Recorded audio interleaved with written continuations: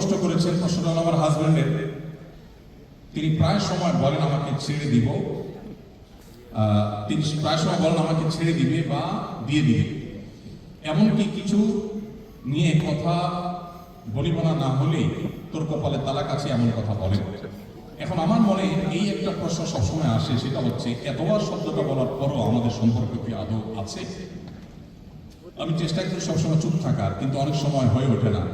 যখন গায়ে হাত তোলে বা মিথ্যা অপবাদ দেয় বা চরিত্র নিয়ে কথা বলে, এমনকি আমার বাবা মাকে তিনি গালিগালাজ করে। জীবন এই প্রশ্ন করেছেন, আমরা প্রথমেই সহমর্মিতা প্রকাশ করছি। অনেক অমানুষ স্বামী আছে যারা মেয়েদের প্রতি অবিচার করছে, আবার আজকাল অনেক পুরুষ আছে বেচারা কারোর কাছে বলতে পারে না।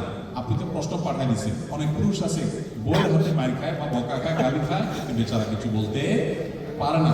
বিশেষ করে যারা প্রবাসে থাকেন আর বউ দেশে থাকে, এদের অনেকের দুঃখ এমন বেশি হয় যে দেখা যায় সারা জীবনের টুকরি চাপড়া যা কামাই করছে সব নিয়ে পাবে। তো নির্যাতন দুই দিক থেকে হয়, অনেক পুরুষ মানুষ আছে, আবার অনেক মহিলাও মানুষ আছে। আল্লাহ রাব্বুল আলামিন পুরুষ এবং নারী সবাইকে নির্দেশ করেছেন যে আমরা যেন দাম্পত্য জীবনে আমাদের যে সঙ্গী স্বামী স্ত্রী পরস্পরের প্রতি আমরা যেন সুন্দর আচরণ করি। এটা আমাদের জন্য আবশ্যক, আল্লাহ তাআলা সেটাকে আবশ্যক করে দিয়েছে। তো এই জন্য সেই কাজটা আমাদের করতে হবে।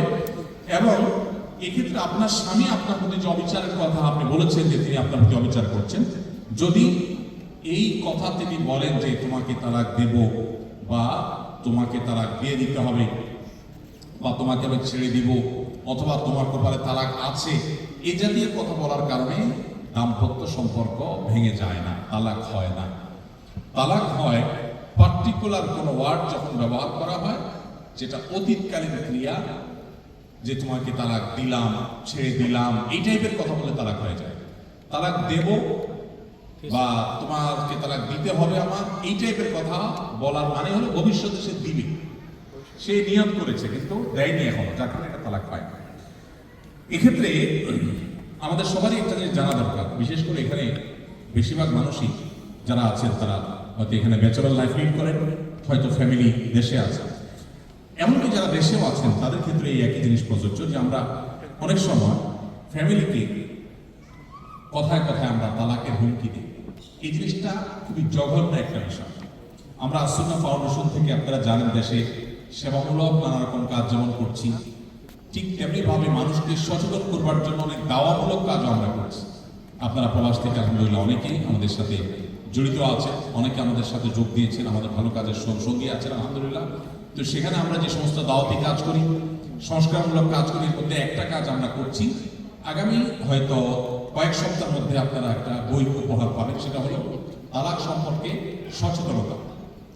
আমাদের দেশে বেশিরভাগ ফ্যামিলিতে দেখা যায় যে ঠুনকো কথার উপর ভিত্তি করে তালাক দিয়ে দেন, এরপরে এসে চোখের পানি ফেলেন এবং আবার একসাথে সংসার করতে চায়। তো তালাক দেওয়ার আগে আমাদের জানতে হবে যে প্রথমত তালাক যেরকমভাবে দেওয়া যায় না, দ্বিতীয়ত তালাক দিতে হলে তালাক সম্পর্কে আপনাকে জেনে তারপরে আপনাকে তালাক দিতে হবে, যেরকমভাবে তালাক দিতে পারবেন না। যদি আপনি সঠিকভাবে তালাক দেন তাহলে একসময় ফিরে নেওয়ার সুযোগও থাকে, কিন্তু সেই মাসআলা না জানার কারণে এমনভাবে দেন যে এটা আর ফেরত নেওয়ার সুযোগ থাকে না। তালাক দেওয়ার পর অনেকে তওবা করে। অনেক এলাকায় আছে যে তালাক দিয়ে দিছে, এখন হুজুর নিয়ে আসছে, হুজুরের কিছু খাওয়ায় টাকা পয়সা দিয়ে দিলে হুজুর তওবা পড়ায় দেয়, আবার একসাথে থাকে। এরকম কোনো সিস্টেম ইসলামে নাই। মক্কার ইমাম সাহেবকে এনেও যদি তওবা পড়ান তারপরেও তালাক জোড়া লাগবে না যদি আপনি তালাক সেভাবে দেন। এই জন্য ভাইরা আমার, তালাক দেওয়ার আগে আমাদের বহুবার ভাবতে হবে। বিচক্ষণ কোনো আলেমের সাথে পরামর্শ করা ছাড়া কখনো তালাক উচ্চারণ করা যাবে না। এমন ভাবে তালাক দিতেই নবী সাল্লাল্লাহু আলাইহি ওয়াসাল্লাম নিষেধ করেছেন যেভাবে তালাক দিলে ফেরত নেওয়া যায় না।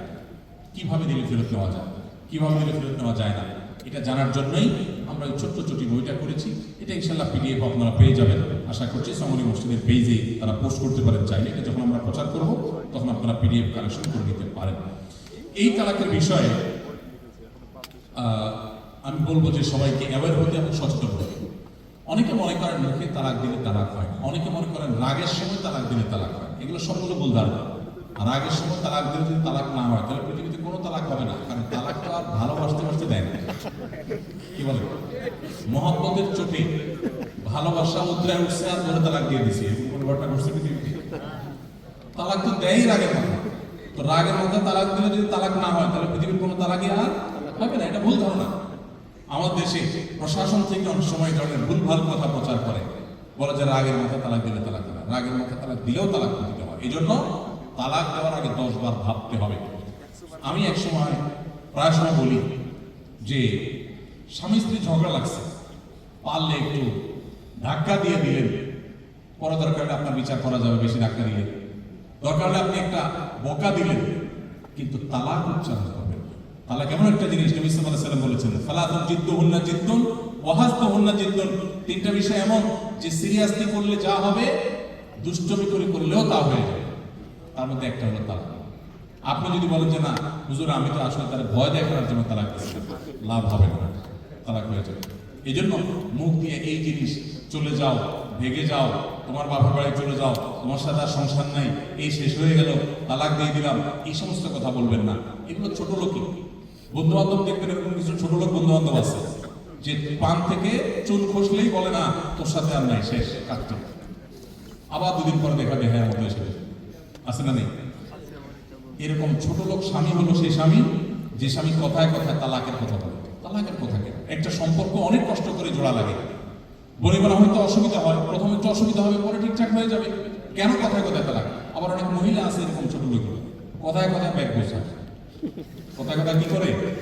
ব্যাগ গোছায়। ব্যাগ গোছায় কি জন্য? নোংরা যাওয়ার জন্য, মক্কা শরীফ যাওয়ার জন্য, কিসের জন্য ব্যাগ গোছায়? তোর সংসার এটা এক প্রকার ছোট লোক।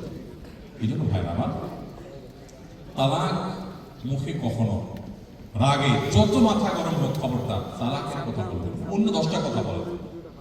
রাগ উঠছে,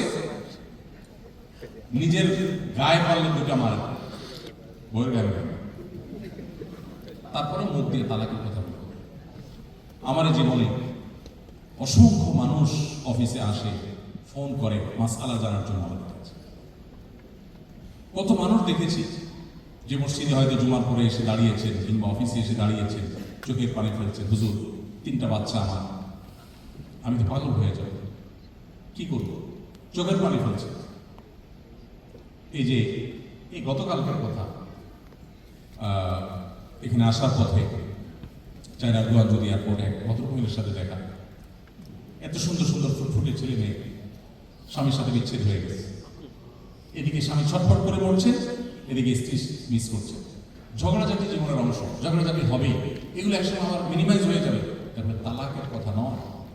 বেশিরভাগ মানুষ তালাক দেওয়ার সময় শুধু 3টা দেয় না, পারলে 3000 তালাক দেয়। বউরে শুধু দেয় না, বোর 14 গোষ্ঠী সহ দেয়। কিন্তু 2-4 বছর যাওয়ার পর সে রিয়েলাইজ করে যে সে ভুল করেছে, সে ভুল করেছে। তখন সে চায় আবার ফিরে আসে, চোখের পানি ফেলে। বাচ্চাগুলো হয়তো ধ্বংস হয়ে যায়, 2জন 2 পথে চলে যায়। অনেক বোনরা আছেন, তাদেরকে মানুষজন উস্কা বলে, আরে বাবা বোন ছেড়ে দেন এই অমানুষের সংসার, আপনার জন্য কত সুন্দর, আপনার জন্য লাইফ পড়ে আছে, কত যোগ্য যোগ্য ভালো ভালো ছেলে আপনি পাওয়ার কথা, আপনার মতো এত রূপবতী এত মিলির একটা মানুষ সংসার করতেছে, অনেকে এরকম উস্কে দিবে। আমি বলি এগুলো হলো সাক্ষাৎ ইবলিস। দেখেন, দেখতে চান তাহলে দেখবেন স্বামীকে বউয়ের বিরুদ্ধে আর বউয়ের স্বামীর বিরুদ্ধে যারা উস্কে দেয় সাক্ষাৎ শয়তান। স্বামীর কাছে এসে বলবে, ভাই আপনার মতো রাজপুত্র এই মহিলার সাথে সংসার কাটা জীবন কাটা দিলেন। আবার বউয়ের কাছে যা বলবে কি, ভাবি বা আপা এ অমানুষ আপনার বদল করতে পারলো না, আফসোস লাগে, আপনার মতো এত সুন্দর একজন মানুষ আপনার তো রানী বানায় রাখার পর, কিন্তু এ মানুষ আপনার কদর করতে পারে। এই যে উস্কায় দিল, ওই যে বেটা উস্কাইছে ও যায় দেখেন বাসার বকিটা, কিন্তু সে আপনাকে এসে পান করে দিচ্ছে। অনেকে এসে দাম্পত্য জীবনের সুখের গল্প শোনাবে, আমার বয়সের জীবন আমার 2 কথা হয় না। অনেকে এসে, অনেক মহিলা এসে স্বামীর তারিফ করতে করতে অন্য মহিলার কাছে এমন তারিফ করা করে যে তার স্বামী যেন সাক্ষাৎ হাসান বসরি। কোনো কোনো ফ্যামিলিতে এটা হতে পারে, তবে 100% গতানুগতিক বেশিরভাগ 1-2টা বাদ দিয়ে বাকি প্রায় সব ফ্যামিলিতে দাম্পত্য জীবনে 2-4 কথা হয়, ঝগড়াঝাটি মনোমালিন্য এগুলো হয়, এটা জীবনের অংশ। আপনি আমি কি স্বয়ং নবী করিম সাল্লাল্লাহু আলাইহি ওয়াসাল্লাম স্ত্রীদের সাথে মনোমালিন্য হয়েছে, মসজিদে শেষ হয়ে গেছে না জানেন। আলী রাদিয়াল্লাহু তাআলা রাসূলুল্লাহের মেয়ের জামাই ফাতেমা রাদিয়াল্লাহু আনহার স্বামী, সেই মানুষটা তিনি মসজিদে এসে শুয়ে আছেন। কেন? অভিমান হয়েছে স্ত্রীতে, নবীজি এসে সেখানে মিটমাট করছে। তাদের লাইফে যদি এটা হতে পারে, তাহলে আমাদের লাইফে স্বামী স্ত্রীর মধ্যে ঝগড়াঝাটি হয়, এটা স্বাভাবিক। আজকে যার সাথে ঝগড়া হচ্ছে 2-4-10 বছর ঠিক হয়ে যাবে। বিশেষ করে দাম্পত্য জীবনের শুরুর দিকে একবারে প্রথম তো মহব্বত আর ভালোবাসা ঢেউ খেলতে থাকে। কিছুদিন পর যেতে যেতে একটা দুটা বাচ্চা হলে তখন এবার ঝগড়া ঝাঁটি, মা বোন বিভিন্ন ইস্যু নিয়ে ভাই বোন হয়। এই সময়টা যদি সবর করে পার করে কেউ বুদ্ধিমত্তার সাথে, এরপরে আবার একটা সময় সুখ আর সুখ থাকে মরণ পর্যন্ত পুরোপুরি। কিন্তু যদি কেউ এই টাইমে ভুল করে ফেলে, মাথা গরম করে, সারা জীবন তার কান্না ছাড়া কিচ্ছু থাকে না। এই জন্য ঠান্ডা মাথায় এই জিনিসগুলোকে দেখতে হবে।